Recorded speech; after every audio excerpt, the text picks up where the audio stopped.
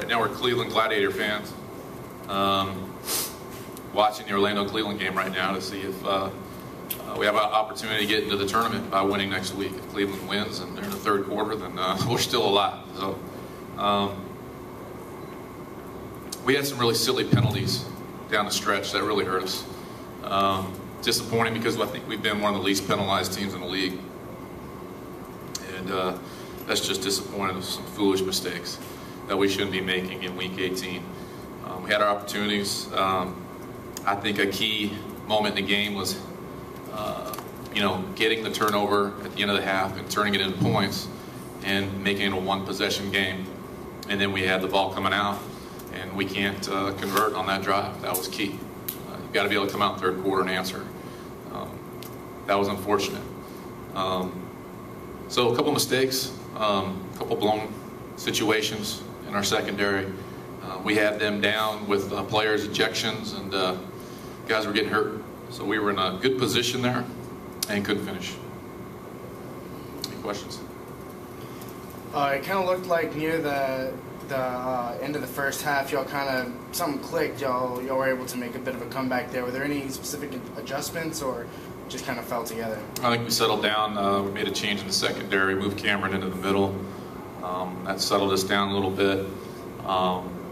We didn't protect as well as we're capable. I mean, I'm just looking at it right now. We gave up 7 sacks. I think some of those, Chris maybe could have gotten rid of the ball, trying to look for a running lane maybe a little bit early. But some of the sacks were breakdowns. So that was disappointing. But I think our guys just, realize, the stage that we're on and what we're trying to accomplish. So they played hard. But we made some really foolish mistakes in the second half. And that was disappointing. And again, the key play, key drive was coming out in the third quarter. Right there we can answer and tie it up. And then we had them, first and 25 and 30, and we jump off sides, and that was our second. So we lost Mike Janik to the offsides rule. We lost him for the game, and that's a bonus type situation penalty. It's a huge penalty. And they're able to convert on that. That's disappointing. So then we had the penalty on later in that drive out of the box. It was an incomplete pass. So, some mistakes. You can't do that against the division leader, division champion. Jacksonville's the division champion. So that hurt us. Any other questions? The offensive line kind of seemed to struggle tonight as well. Gave up a few sacks. What were the problems going on there? Well, I think number one, they have a good pass rush. They have, 3 or maybe 4 guys that are in the top 10 in sacks. They have a very good pass rush. They play man coverage behind it. I think, like I said earlier, when we watch the film, there might be a couple plays where maybe Chris get rid of the ball maybe a little earlier. We need to watch the film together and see. But Chris has the ability to use his feet too and looking for a running lane, and they did a good job of keeping their jack linebacker in there and trying to stop him from using his feet. But other times we got beat up front. Other times we got beat up front. So 7 sacks, that's a lot. So we need to obviously play a lot better next week against Orlando, and hopefully the game has playoff implications again if Cleveland wins tonight. So. They were 4 on 4th down conversions. Just talk a little bit about how demoralizing that can be for the defense and how to keep them out there consistently. Yeah, I thought we did a good job getting into those 4th down situations, and then they had a receiver hurt, so they had their backup quarterback playing receiver, and we were really in good shape there. They lost their back linebacker earlier in the game. They lost a receiver, then they lost a DB to get ejected. So they had 17 guys, so you really would feel like you're in a good position, good situation to finish. And but I thought, we did make some really big plays in the game that was fun to watch, and the guys fought hard. I just wish we played a little smarter in the end. Penalties hurt us, but Jacksonville's a good football team. They're the division champions. I know it kind of depends on a few other situations, but if it does work out to where next week does come down to the playoff spot, what's going to be the mindset with this team all week? What are y'all going to be focusing on?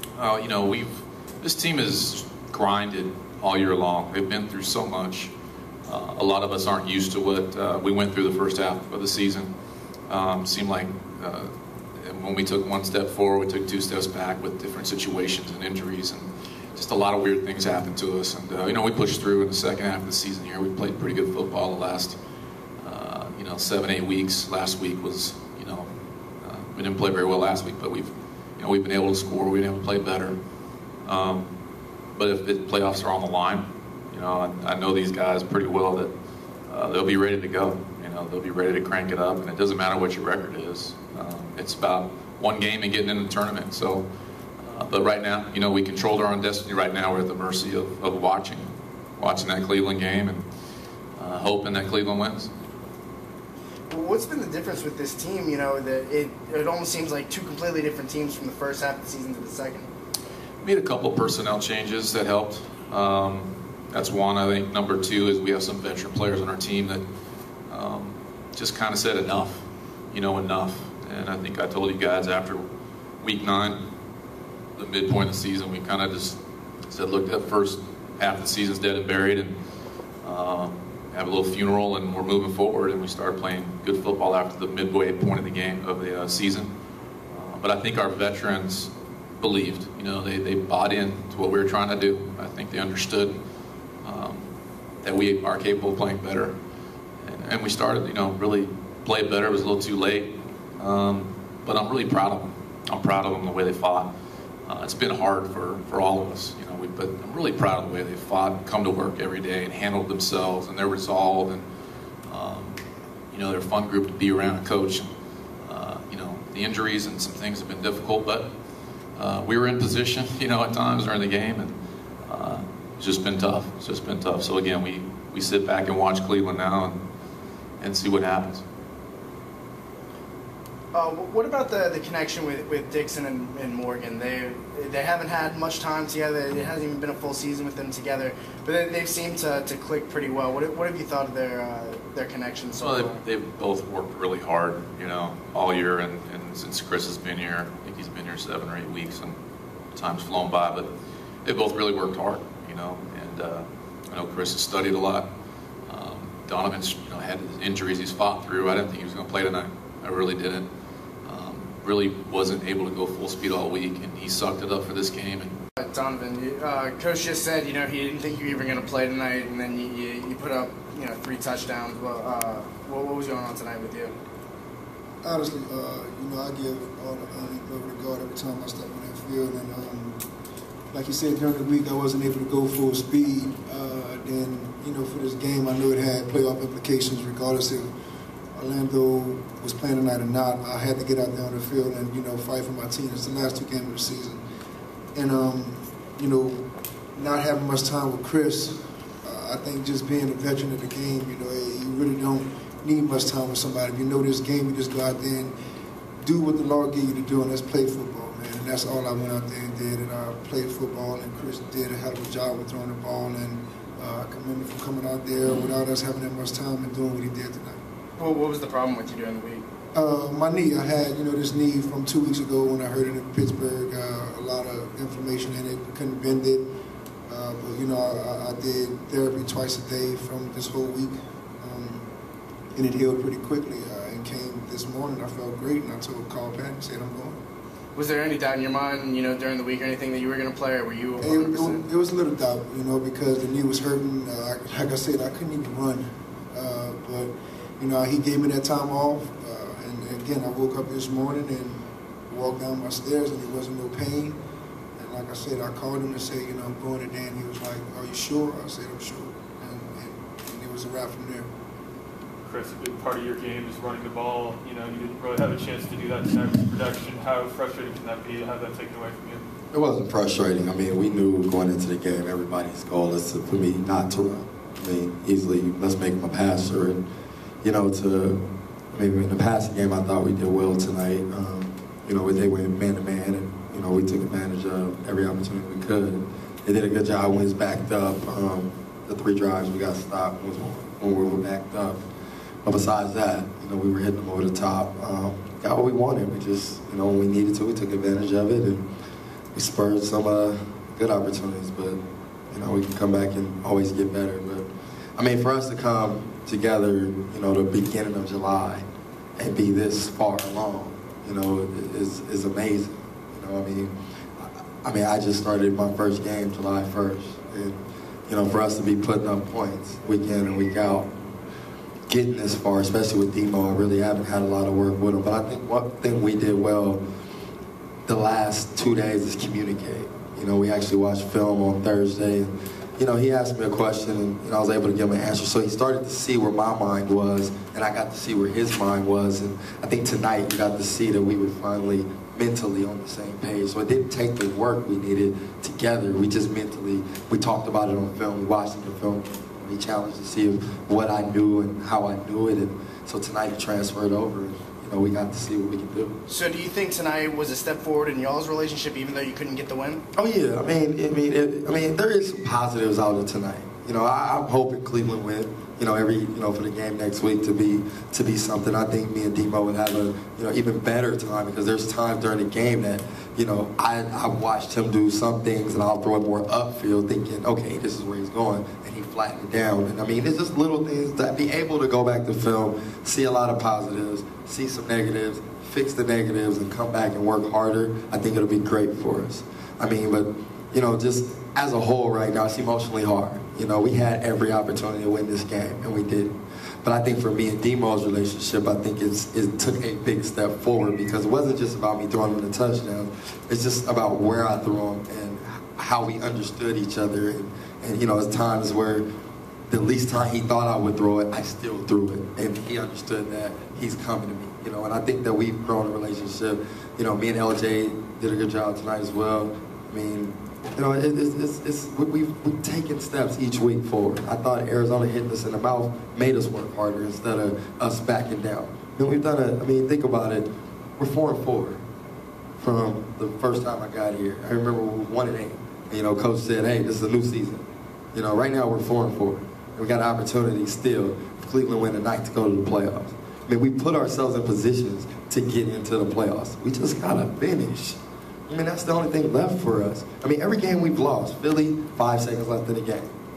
San Antonio, last play of the game. Arizona's the only game we lost. Everything else, we had a chance to win the game. We just didn't finish. And that's what needs to happen. So if we get this opportunity next week, we need to finish. And once we finish, we will be where we need to be. We can compete with anybody. We've shown that. I mean, come on, Jacksonville, Philly, I mean, those are 2 top teams on our side. We have every chance if we get in, to beat both of them. We just have to finish. And that's all that's left for us. What do you think the problem's been? Why haven't you been able to finish those few games? I mean, it goes both ways. There's times where we got a chance to go up big and the offense spurred us. But, we got a chance to come back and the defense don't get the stop we need. There's got to be a point where we all sit back, pin our ears back and say, man, we're coming. Whether it's offense, we're going to come and score, or defense, we're going to come and stop you. But we got to have confidence that at that point during the game, we're going to take over this game right here. That big hit by Eddie, boom. Everybody it brought everybody together. We were ready. And then what happens? Both sides. I mean, we had every chance. Eddie makes that big hit. It's 3rd down. We had a chance to go up. I mean, we have a chance to put them away right there. But earlier, if you go back to earlier, we come out the locker room before the 3rd quarter, we score right there. We probably take the life out of them because we scored right at the end of the half. So, I mean, there's different times where we got to just learn how to just finish as a group together. From coaches to players, we just got to finish, and understand the situation and go with it and put ourselves in situations to just finish the game. And I think that's where you started to see our season tonight, that's how it's been. Especially since I've been here, it's been the same way. Every chance we got the chance to finish, we don't finish it. I think the one game we finished, Utah, we finished. When we got up, 21, 1 minute to go, we finished them. Cleveland, we got up, we stayed up, we beat them. Tampa, we almost sputtered that away. So I mean, there's different things you can look at, but I think the biggest word for us right now, finish the game. For both of you guys, Coach has said that the key moment for him in the game was that first moment, that first drive in the second half, where you guys couldn't capitalize and tie the game. Was that the key moment for you guys? And if not, which one was it for you? Me personally, I don't think it was. Everybody have their different opinions. With me, I really think it was the 3rd and 25. We stopped that team on 3rd and 25. He's going to kick a field goal. He's not going for it. Capozzoli's a good kicker, but I don't think he's making that kick. And at that point, we get a good return. We get the ball. We score. We go up. Does that have a play in it that second half? Yeah, it does. But that wasn't a big focal point at that point, because we had it with that, without us even capitalizing in the 3rd quarter, we still had an opportunity to win that game. Yeah, I think too, it only tied the game. It would have been 35-35, we scored right there.